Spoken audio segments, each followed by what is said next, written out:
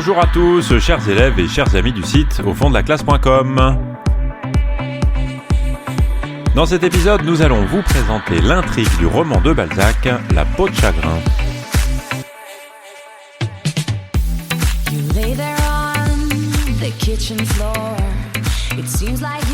L'intrigue de La peau de chagrin, pour un roman qui est relativement long, on va dire, elle n'est pas extrêmement complexe, elle est plutôt facile à retenir, et en tout cas, quand on étudie un roman, c'est évidemment très important d'en connaître tous les éléments importants. Ça commence par les personnages, et puis évidemment l'intrigue. Alors, les personnages, ils sont pas très nombreux à être très importants. Le personnage principal, et ça sans contestation, c'est Raphaël de Valentin. Il incarne la jeunesse de son époque, la jeunesse romantique, qui est brûlée par le désir de vivre très intensément, et qui est en même temps prisonnière de la médiocrité de la vie réelle. Et il y a donc un problème pour cette jeunesse qui est incarnée ici par ce personnage de Raphaël. L'autre partie des personnages importants, ce sont les femmes.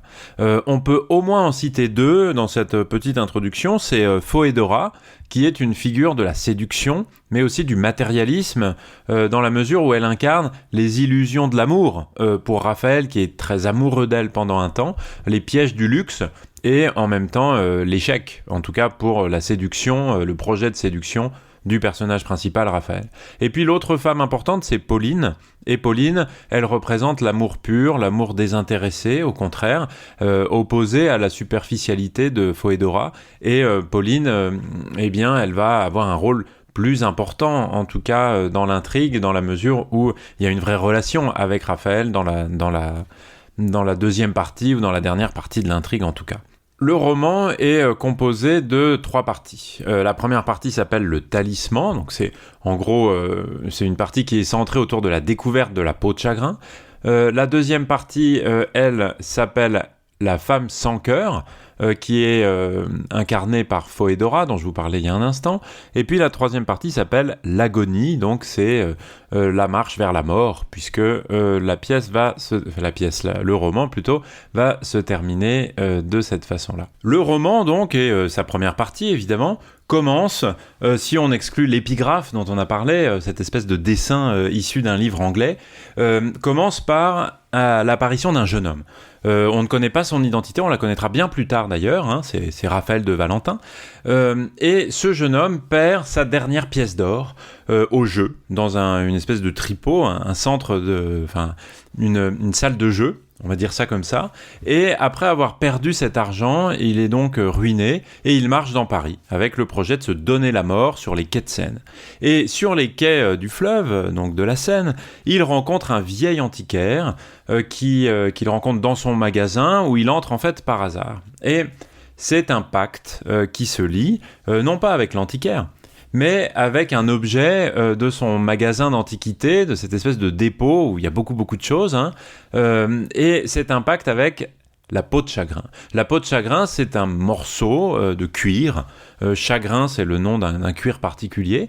Et cette peau de chagrin, ce talisman, comme on l'appelle dans le titre de la partie, aurait le pouvoir de réaliser tous les vœux de son propriétaire, un petit peu comme la lampe magique d'Aladin et du génie. Évidemment, c'est un peu différent. Mais en contrepartie, à la réalisation de tous ces vœux, la vie du propriétaire de la peau appartient maintenant à la peau elle-même, et cette peau diminue de taille à chaque fois qu'un vœu est exaucé. Et donc, la mort du propriétaire de cette peau arrivera fatalement avec la disparition de l'objet. Et cet objet va se réduire, comme on dit dans une expression qui est devenue courante, comme peau de chagrin, qui va devenir finalement le néant. Et en réduisant, on se rapproche, en tout cas pour celui qui est son propriétaire, de la mort. Et le vieil antiquaire qui présente cet objet ne le présente pas comme un objet à prendre. Au contraire, il essaye d'en dissuader le jeune homme. Et il présente son idée de ce qu'est la vie humaine, une vie humaine qui est partagée entre 3 grandes notions, le vouloir, le pouvoir. Ces deux-là, elles épuisent l'homme. alors que seul le savoir, peut lui permettre de profiter d'une longue existence. Et donc, on voit le roman lancé tout de suite, avec cette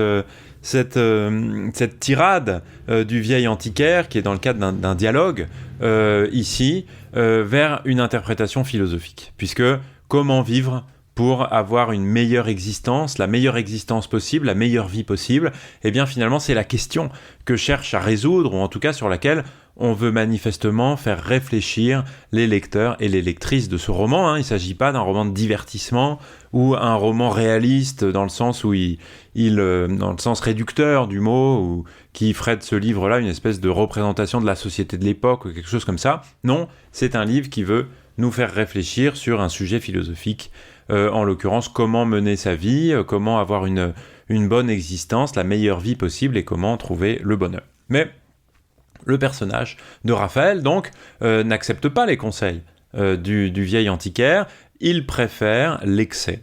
Et peu lui importe de mourir après tout, puisque son intention c'était justement de se donner la mort à ce moment-là. Donc il choisit l'excès, le vice, le désir, en gros, et prend la peau. Et en se disant, de toute façon, comme tout le monde, je vais mourir, donc mieux vaut en profiter au maximum, et donc utiliser cet objet magique pour obtenir tout ce que je veux et profiter pleinement de mon existence. Et il formule un premier vœu, presque immédiatement, assister à une orgie, et se vautrer dans le luxe et la débauche. Et la peau, à partir du moment où il exprime ce vœu, la peau qui était un objet dur, rigide, devient soudain souple à l'intérieur de sa poche.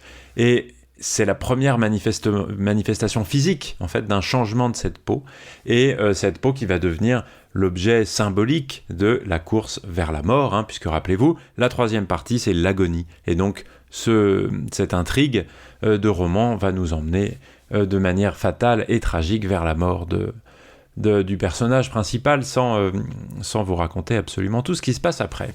Mais je vais le faire tout de suite. Et donc, ce vœu est exaucé tout de suite. Et on se retrouve vers ce qu'il est coutume d'appeler l'orgie, le banquet, chez le banquier Taillefer. Puisque Raphaël tombe sur 3 amis qui l'invitent immédiatement à une fête qui est donnée par un banquier qui s'appelle Taillefer, qui célèbre la naissance d'un nouveau journal.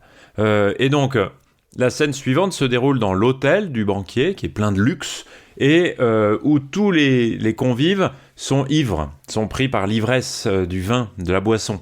Et donc tout le monde devient de plus en plus bavard, tout le monde parle politique, en fait, expose ses idées, d'ailleurs sans vraiment écouter les autres convives, dans ce qui est en fait une espèce de dialogue de sourds, où tout le monde est à la tête chauffée par le vin et n'écoute pas vraiment ce que dit l'autre. Et en fait, s'expriment à peu près toutes les opinions politiques du moment.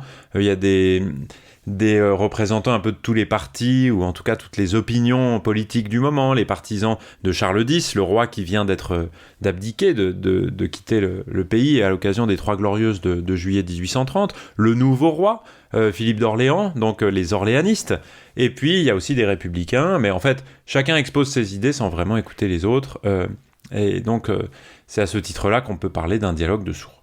En fait, chacun se moque des autres de manière assez agressive, sarcastique, ironique.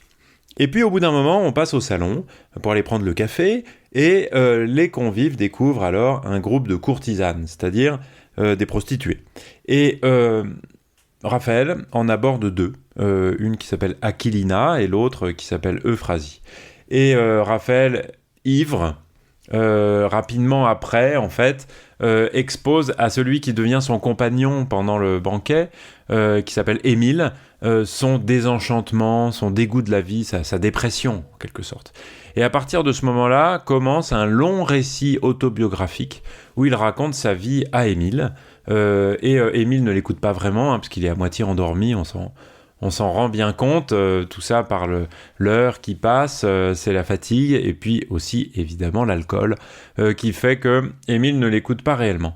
Et tout ça a aussi des répercussions sur la facture du récit qui est fait par Raphaël, qui est un peu difficile à suivre, tout simplement parce que le récit est écrit de manière, enfin le récit de Raphaël, donc les répliques de ce dialogue, sont écrites de manière à ce qu'on voit que Raphaël est ivre.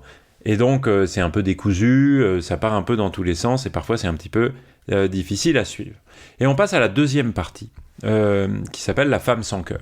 Et Raphaël continue, donc son récit autobiographique parle de son enfance, de ses années d'études, et en particulier de la tyrannie de son père, puisqu'il était écrasé par lui et par son autoritarisme, et Monsieur de Valentin avait une place très, très forte, une espèce de violence, puisque le jeune homme, Raphaël, raconte qu'avec une partie de l'argent que son père lui avait donné, un jour il avait, comme un acte de défi en quelque sorte pour s'émanciper de son père, parié de l'argent à une table de jeu, doublé la mise et puis tout de suite remis l'argent, la mise initiale dans la bourse de son père pour qu'il ne s'en aperçoive pas. Donc une espèce d'acte de rébellion, mais qui montre aussi en fait la chape de plomb, l'autorité de son père, qui l'a obligé en quelque sorte à se prouver à lui-même qu'il n'est plus un enfant et qu'il pouvait transgresser l'autorité de son père.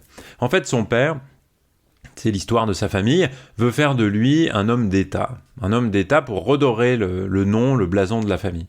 Puisque son père vient d'une famille d'aristocrates d'Auvergne, auvergnats, et des gens qui sont montés à Paris sous l'Ancien Régime, et que la révolution de 1789 a fait tout perdre, en fait. Et la période suivante, celle de l'Empire de Napoléon, de la Restauration, leur a donné un peu des espoirs de revenir à la situation sociale qu'ils avaient avant, mais des espoirs qui ont été vite déçus. Et son père meurt quand Raphaël a 22 ans, donc on est sous la Restauration, autour de 1825-1826 à peu près. Et donc c'est toujours le récit de Raphaël avec Émile. Et Raphaël raconte qu'après la mort de son père, eh bien, il rêvait d'un grand amour, d'un désir d'absolu, de quelque chose d'extraordinaire, un peu à la manière de la jeunesse romantique de cette époque, qui cherche des choses extraordinaires, qui a des envies d'absolu, des désirs très grands, radicaux, mais qui ne sont pas satisfaits dans la réalité et qui provoquent donc une espèce de dépression continue, de déception, ce qu'on appellera un peu plus tard le spleen. Et Raphaël, à ce moment-là, décide de devenir un homme d'esprit, un philosophe, de se consacrer à la pensée. Et il réussit un défi qu'il se donne, qui consiste à vivre avec quasiment rien, aucun argent, ou presque, pendant 3 ans. 3 ans pendant lesquels il habite une petite chambre dans un immeuble où habitait d'ailleurs jadis Jean-Jacques Rousseau.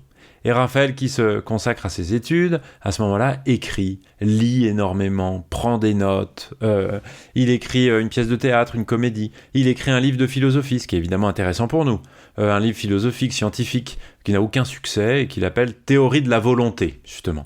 Et dans volonté, on va retrouver donc cette idée du désir, cette idée de l'énergie, qui est à la fois dans la peau de chagrin, qui est un peu symbolisée, qui est symbolique de tout ça, et puis aussi dans notre parcours du programme. Naturellement, sur l'énergie, création, destruction, évidemment, on en reparlera, mais ce livre, Théorie de la volonté, n'a pas de succès éditorial, on va dire. Mais il n'empêche que ce travail le rend heureux, et le rend satisfait de lui-même sur le plan intellectuel. Et Raphaël est proposé à ce moment-là pour terminer l'éducation d'une jeune fille qui s'appelle Pauline, qui est la fille de la tenancière de l'hôtel, qui est la filleule de quelqu'un de célèbre, Pauline Bonaparte, la famille Borghese en Italie, et il a l'occasion d'épouser cette fille, mais il refuse l'amour, parce qu'il considère que dans la misère, l'amour ne vaut rien, et que pour lui, une femme n'est désirable que si on peut lui offrir du luxe. Et donc, ce mariage ne se fait pas, même s'il y a une relation qui est intéressante et importante avec cette Pauline. Et puis arrive après, ce qui est le titre de la deuxième partie, en fait, même si elle est déjà bien entamée, c'est l'histoire avec Foedora, celle qui est nommée la femme sans cœur dans le titre de la deuxième partie. Donc on est en décembre 1829, à peu près, et Raphaël rencontre un personnage qui n'était pas encore apparu, qui s'appelle Rastignac, qui sera le héros, qui a été le héros, en fait, d'autres romans de Balzac, le Père Goriot en particulier. Et ce Rastignac lui apprend une chose qui correspond bien au personnage, c'est qu'il faut avoir des relations, il faut avoir du réseau dans la société pour réussir. Et il lui présente une femme qui en a justement du réseau, qui est une comtesse qui est très riche, qui est très séduisante, dont on ne sait pas grand-chose en fait, hein. Et Raphaël est ébloui par sa beauté, par son esprit, et aussi par le luxe dans lequel elle vit, en particulier dans son hôtel particulier du Faubourg Saint-Honoré. Et il lui rend souvent visite, il y a une relation qui se noue entre les deux, mais il y a un obstacle, c'est sa misère matérielle, c'est-à-dire que lui n'a pas d'argent, et il le voit vraiment comme un empêchement complet pour avoir une vraie relation avec elle. Et ça n'empêche pas de tomber amoureux, éperdument amoureux d'elle, mais il peut pas avoir le train de vie qui conviendrait à cette femme-là, et donc ça lui semble impossible.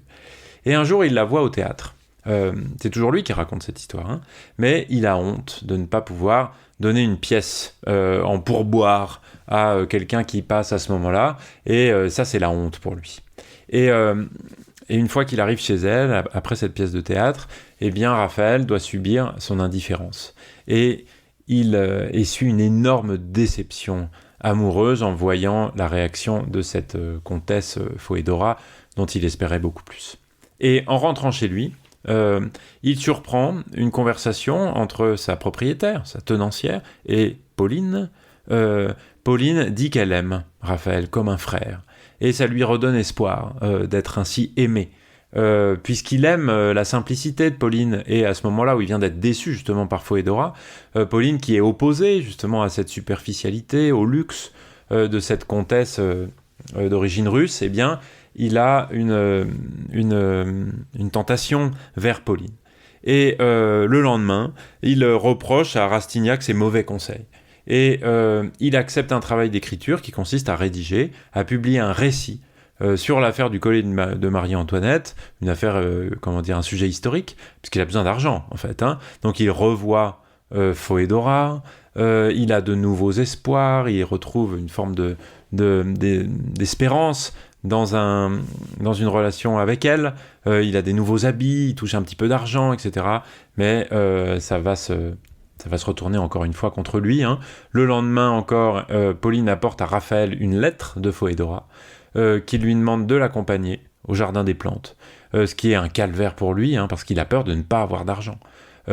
Pour payer un fiacre, il a peur qu'il pleuve parce que ça les obligerait à monter dans un fiacre, dans une espèce de taxi de l'époque, et pour lui c'est vraiment l'angoisse, d'autant plus qu'il subit la froideur de cette femme, la femme sans cœur, et en fait on apprend, et lui apprend aussi, hein, puisque c'est toujours lui qui nous raconte tout ça, que en réalité, elle souhaite obtenir quelque chose de lui. Elle veut pas du tout de l'amour. Elle veut quelque chose de matériel. Elle veut la protection d'un homme qui est duc, qui est un cousin de Raphaël, pour régler ses affaires à elle, ses affaires en Russie en l'occurrence. Et donc ce rendez-vous au Jardin des Plantes est intéressé pour elle. Elle est pas du tout, elle vient pas du tout pour les beaux yeux du jeune homme. Et ça conduit à une nouvelle déception en quelque sorte, hein. Et donc si il retrouve un peu d'argent à ce moment-là parce qu'il finit par éditer le livre en question sur l'affaire du collier de Marie-Antoinette, eh bien il règle ses dettes, mais il reste sans argent. Il est toujours extrêmement juste sur le plan financier. Et il présente ce duc à Foedora qui une fois qu'elle a ce qu'elle veut, en fait, se met à l'ignorer totalement. Et son engagement pour elle, il le voit bien, ne lui fait obtenir aucune espèce de marque de reconnaissance, de gratitude, et alors de sentiments, on n'en parle même pas. Et c'est pour cette raison-là qu'il fait une espèce de stratagème, il veut la surprendre, il se cache dans sa chambre, derrière un rideau, et il l'entend qui se moque de lui. Et tout ça en présence d'invités en plus. Donc quelques jours plus tard, il lui dit tous les sacrifices qu'il a fait pour elle, et elle se moque encore de lui, et lui s'en va en l'insultant. Donc c'est là que arrive la rupture définitive. Et à ce moment-là, Raphaël va mal, évidemment. Il avoue à son ami Rastignac qu'il a envie de mourir, et Rastignac lui dit « mais choisis plutôt la débauche ». C'est à ce moment-là qu'il déménage. Il est obligé de vendre des biens qu'il a, en l'occurrence une île qui symboliquement est importante parce que s'y trouve le tombeau de sa mère, et très rapidement il dépense tout l'argent de cette vente dans des excès, du jeu, de la boisson, des sorties, et puis il décide de jouer sa dernière pièce de 20 francs au jeu, et on retourne au début du roman. Tout ce récit prend fin. On retourne au présent. Et le récit de Raphaël s'arrête là. Et il reprend en fait à ce qui était le début du livre, c'est-à-dire l'histoire de la peau de chagrin. Et il y repense. Tiens, voilà ce que j'ai dans ma poche, cette peau de chagrin. Et il se rend compte d'ailleurs à ce moment-là qu'Émile dormait pendant à peu près toute la durée de son histoire. Mais Émile réveillé, il parle avec lui du pouvoir de la peau. Il lui parle de cet objet magique qu'il a trouvé chez cet antiquaire des quais de la Seine.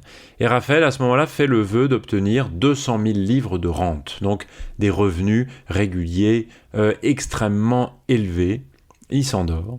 Et le lendemain, se réveille dans la salle où tous les visages sont bouffis, tous les yeux sont fatigués. On est toujours...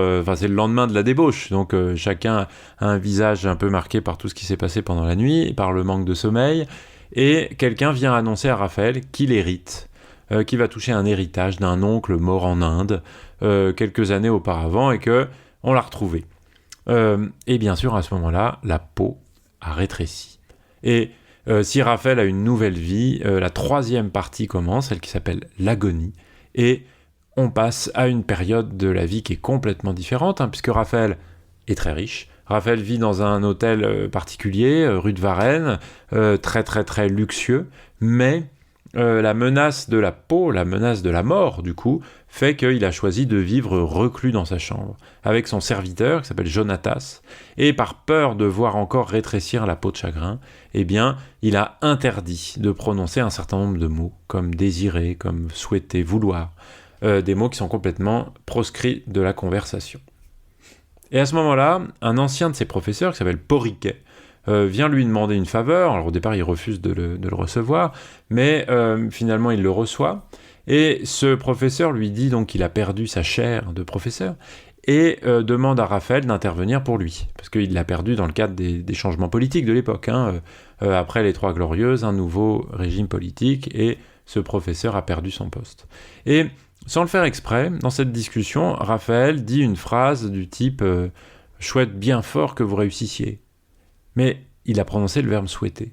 Et ça provoque immédiatement non seulement la réalisation de ce vœu, mais surtout un nouveau rétrécissement de la peau.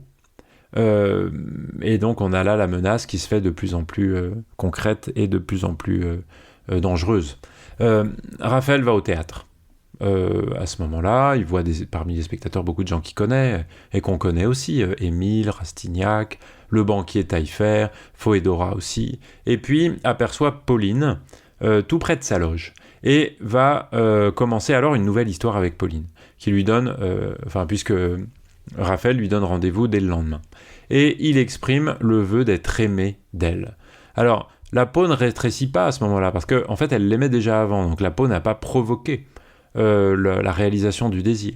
Et là, il a l'espoir de pouvoir vivre bien, parce qu'il se dit, tiens, mais comme elle m'aime, et que c'est pas la peau qui a créé cet amour, la peau ne rétrécit pas, et donc j'ai un espoir de pouvoir vivre. Et donc là, tous les deux s'aiment sans risque, en quelque sorte, de manière insouciante. Et en rentrant chez lui, il s'aperçoit que la peau a quand même, légèrement, mais quand même, rétréci. Et en fait, tout désir est enregistré par la peau, même s'il n'est pas exprimé. Et donc, Raphaël devient fou, parce qu'il y a plus de sortie, il y a plus de possibilité, plus d'espoir, en fait. Et fou furieux, il jette la peau dans un puits, tout au fond d'un puits. Et les deux amants, Pauline et Raphaël, alors s'abandonnent à l'amour, et un jour, un jardinier ramène la peau qui a été trouvée au fond du puits, où elle était restée mystérieusement sèche, malgré l'eau qu'il y avait évidemment dans le puits. Et Raphaël, à ce moment-là, se dit, il faut qu'on comprenne ce qui se passe, et il demande l'avis de savants, de médecins, de scientifiques, d'un zoologiste, d'un chimiste, d'un physicien, etc.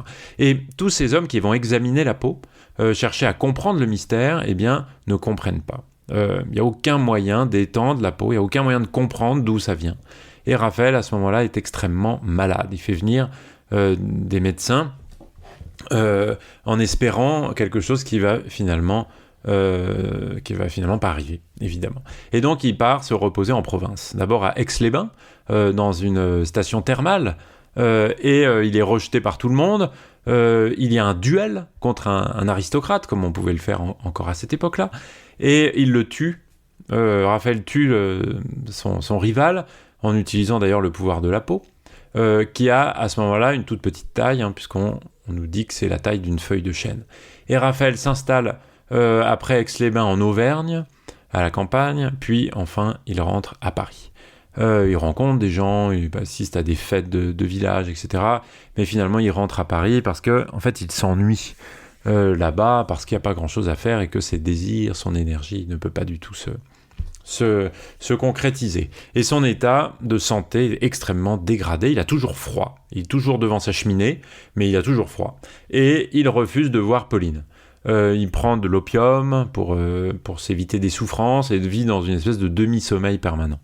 Et un jour que son serviteur, c'est toujours Jonatas, organise une fête chez lui pour le distraire un peu, et bien Raphaël s'enfuit dans sa chambre, Pauline le retrouve dans sa chambre, et Raphaël lui explique tout. Tout sur la peau de chagrin, dont elle ignorait tout, et il cherche à faire l'amour avec elle, mais il est physiquement extrêmement affaibli, donc il n'y arrive pas du tout, et il meurt. Et c'est la dernière page du roman. La dernière page, s'il n'y avait pas une toute petite partie après, qui s'appelle « Épilogue », dans lequel le narrateur explique que Pauline est l'image de l'idéal de l'inspiration, et que Phoédora est celle de la société, invitant donc le lecteur, la lectrice de La peau de chagrin, à faire une lecture allégorique, symbolique des personnages, pour trouver un sens moral, philosophique, intellectuel, à toute cette histoire, cette intrigue qui, vous voyez, n'est pas extrêmement complexe, mais si on enlève le petit flashback que constitue le discours de Raphaël pendant le banquet Taillefer, eh bien, est relativement facile à suivre. Voilà, en tout cas, ce que je souhaitais partager avec vous au sujet de l'intrigue du roman de Balzac, La peau de chagrin. Vous pouvez retrouver un certain nombre de choses sur le site internet aufonddelaclasse.com. Je vous dis merci beaucoup de m'avoir écouté et à très bientôt. Ciao, ciao. You lay there on the kitchen floor. It seems like